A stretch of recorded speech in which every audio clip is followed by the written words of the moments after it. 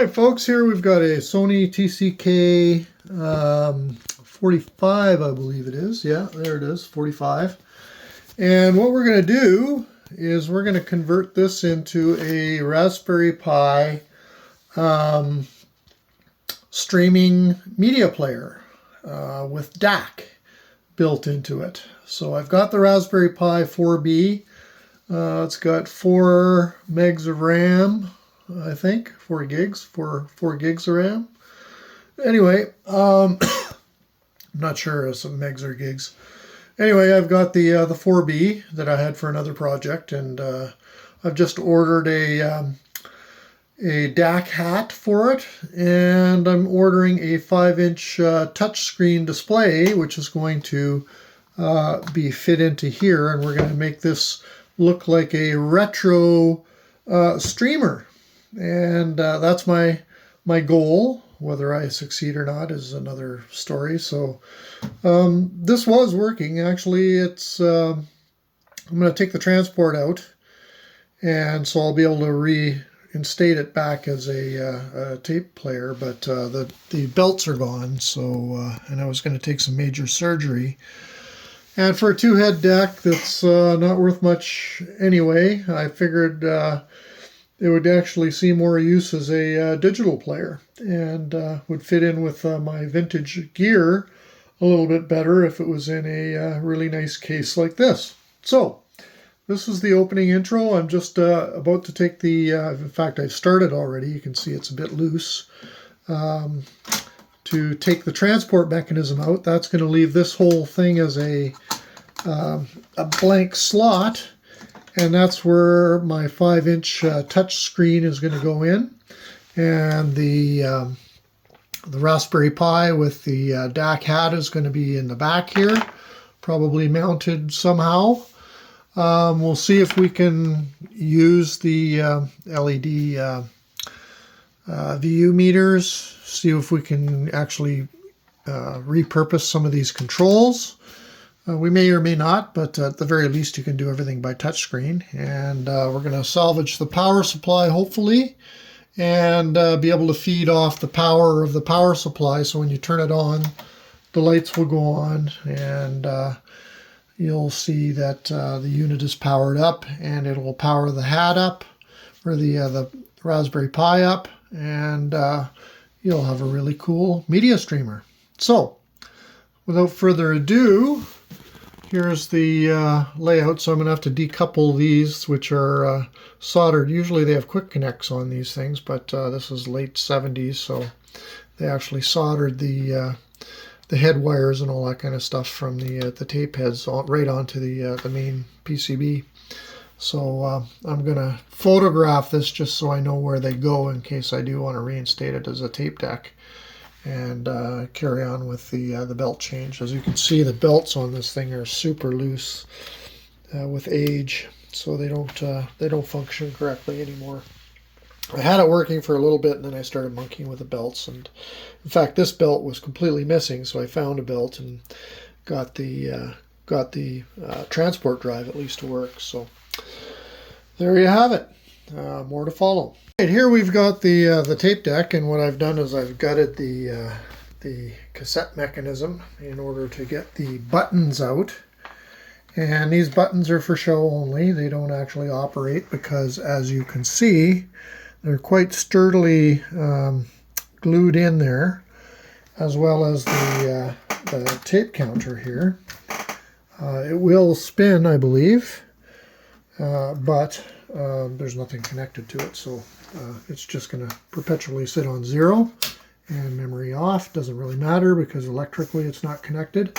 I do have the VU meters are lit at the bottom light here, and I'm trying to figure out where on the board I can patch in the sound to go through it, but that's something for another day if I can try to get the VU. If not, I might have to go to a sound VU system and pull this out and put something else in. But as it stands, here's my frame for the Raspberry Pi 4B, and as you can see, there's RCA jacks. That's That's a DAC hat on it, and does high-res audio.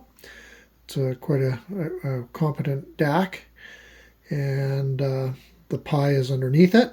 And now what I've done is, what I wanted to do is mount it in here. And of course I'm going to have to put a frame around it so you don't see that it's kind of like a botched job or whatever. But that's going to be the display. It's a touch screen, and I've already proved the system works. And where that plugs in, I wanted to test. I actually went to the board where it hooks into the line outputs on the cassette deck, because I don't want to have to use another line out. I just want to use the one from the cassette deck. So I took an RCA jack and cut off two of the RCAs, and then spliced it into right next to those terminals. It'll backfeed the board, but the board's not doing anything anyway. But where the board ties in to the VU meters is up in this area here. And what I'm going to do is see if I can get another line out, or possibly even patch this out to it, and then hopefully get a signal feed on the VU meters here, where it connects into circuit. That's for another day. Right now I just want to prove that the sound is going to go through the RCAs. These RCAs are going to go into that DAC. So I've got a sound, my phone actually, it's got a 3.5mm jack on it. So I'm going to go off screen so you don't see my password. Okay, and then I've got it plugged in, and this is my first attempt, and I use this as a strain relief so it doesn't put any tension on that. And so there you go. The path, even with the power on to the power supply, which does power this board up, because all of the voltage rails are measuring. And then what I'm going to use is a transformer to go from a 27 volt feed to a 5 volt DC, and that's going to actually power the Pi, which requires a 5 volt USB-C. So it's a buck converter that I've got on order. I should get it tomorrow, and I'm going to tap into these feeds. The second terminal is basically a 27 volt line, and the buck converter will drop that down to 5 volts, and it'll have plenty of amperage to run the Pi and the DAC hat. So proof of concept, it's working. Now I just got to get this here mounted in here, nice and square and sturdy, so when you push on it, it's not going to push in. So I'm going to put a big block behind that, and that's actually going to be paid up. I got to put the bottom board on first before I can do that. So there you have it. The other way I was looking at trying to get the VUs is to backfeed the mic, but of course that doesn't work because you needed the record button to be kicked in order for the VUs to read. Now I can go to the schematic and find out what circuit gets closed for that to happen, but it might be easier just to feed where the VU, here's the VU stack of wires that plugs in each of the VUs that, or LEDs that are in the VU meter, and we'll hopefully be able to get that working. So I'm going to turn this Sony, I'm hoping to turn this Sony K45 two-head cassette deck into a audio player and streamer. So you'll be able to do all the like Deezer and all that kind of stuff and whatnot. I'm using Volumio as the operating system. I'm going to try a couple of others too. From all of what I've read online, Volumio is about the best free one that's out there, but we'll try some other ones and see if it's got better skins. I'd like to get the skin so it shows a cassette playing on there, but as from what I hear, Volumio doesn't allow that, but I've seen it done, so there's one of the applications out there should be able to do that for me. So that's where we're at. What I've done is just put a couple of braces really loosely in there just to hold the thing in. It's going to be a block of wood on the back that's actually going to hold it in place, and it'll be in there quite securely.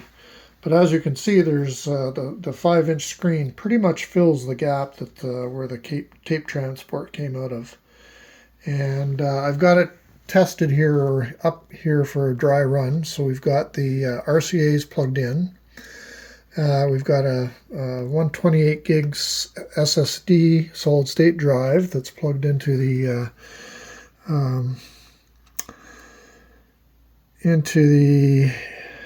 USB-C port there. It's the blue terminal. And then we've got 5 volts running to this test button, which is coming just off of a brick from a USB to USB A, I guess, or B to a C. And that's just a power supply. So when I turn the power on here, this thing should boot up, hopefully. See, the hard drive just kicked in. That's got power to the screen. It's going to load Volumio up.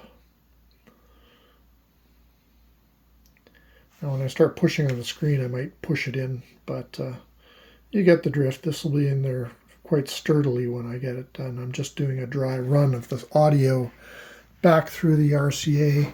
We're going to turn the power on here on the Sony speaker. That's a stereo speaker, actually. So it's doing its thing. It's got significant boot up time, but oh well. I could actually do the boot drive as my as a SSD, which considerably speeds up the boot time. But right now I've got it booting off of a 128 gig micro SD card.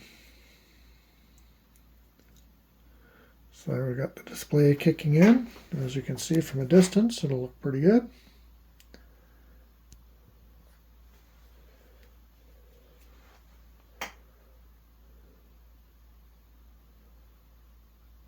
Come on, baby, you can do it.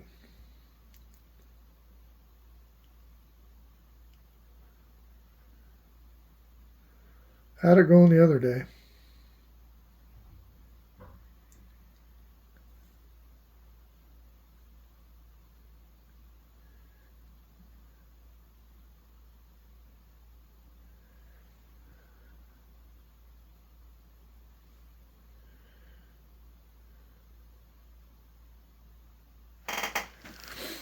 Okay, not working.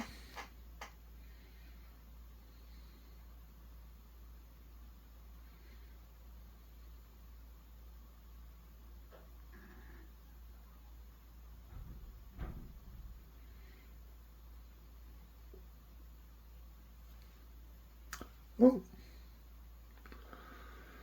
something's happening. Oh, there we go.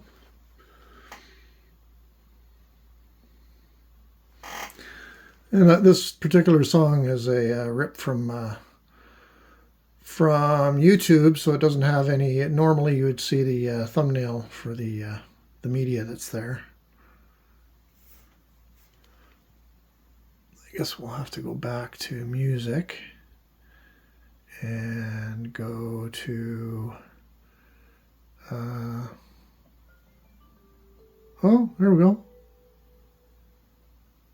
We can do the play. Oh, error failed to load.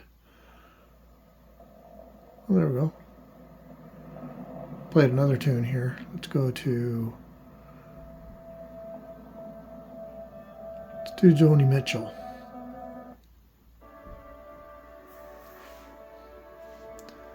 And I'm doing the volume right here. You can do it on the screen. Rose and flows of angel hair. And there you go. And I've got it on random play, so a lot of the tunes here I have on here I haven't. Oh yeah, they've got our Frickel sound system there, so as you can see, it looks pretty darn good. So imagine that that'll be straight up and down, and it'll be flush with the faceplate, and then I'll have a trim piece around it just so you don't see the gaps and everything. It'll look pretty professional. I've got a laser cutter, so I'll get either a plastic piece or something like that that's sort of a plastic kind of silver, or I could use the original faceplate, but I think this one is, I may be able to trim that. But then of course if I put that on, then you can't do the touch screen, so I'd have to take this, it's all clouded anyway, but take that out and see if you can touch it through there and maybe fit it in that way. So we'll see. I'm going to play around with the mounting on that, but it sounds pretty darn good. So I can actually change the volume by hitting this little speaker guy and turning it up. See? Or I can turn it down. And I can do this all by my phone as well.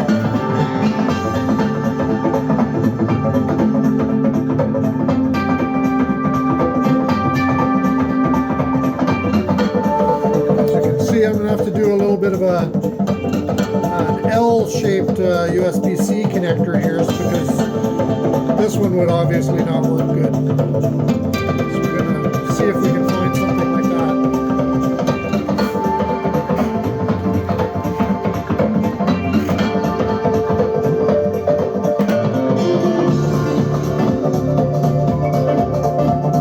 Jump around on the song. I can pause it. It's all touchscreen, so really, really cool. And the next, once I get that mounted, then the next thing I want to work on is getting a feed into the VU meter. So when I power it up, I had to unplug it so I could fit in there, but you'll get the lights on the first thing, and then see if I can tap into the board here with a sound signal to get the VUs popping, because the board is good. The tape deck was actually working except for the belts, so all of the circuitry in there should be working. So hopefully we can get that going. So thanks for watching.